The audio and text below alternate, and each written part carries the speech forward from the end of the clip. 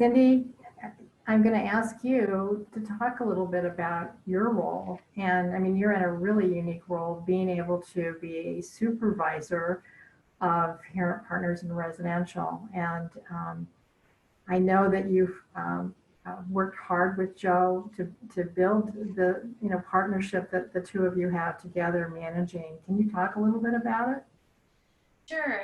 Well, I've been with the agency for about 10 years, and so I've had the pleasure of. I started off as a parent partner and in some of the community-based programs, and now gradually moved my way over to El Nido as a supervisor.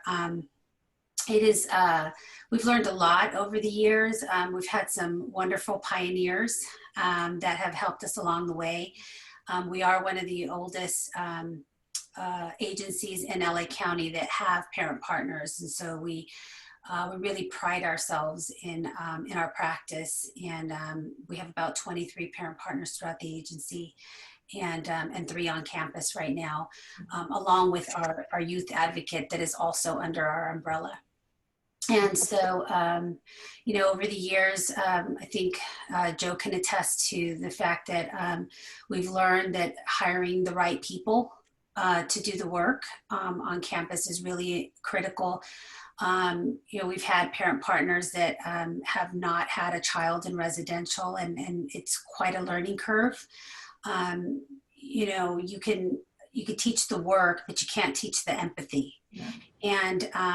And it's a very different experience to have DCFS knock on your door, and maybe open a case, or maybe even have your children in foster care, or a child on probation, versus having a child actually placed in a residential facility. That's a whole different type of experience, and it takes a special type of parent partner to be able to have the compassion needed, to speak truth to professionals, and also to do the right type of advocacy for parents that have children in residential treatment.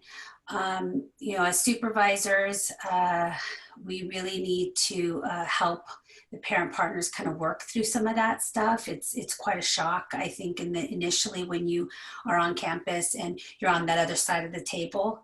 And so I get the pleasure of helping them grow. Sometimes this is their first professional job. I think over the years, we've kind of begun to see a different caliber of parent partner, some that have gone to a school, maybe they have degrees and that type of thing. And so it's a little different, I think, than it was when I first entered the field. But we still get to kind of work with them on, what it means to be.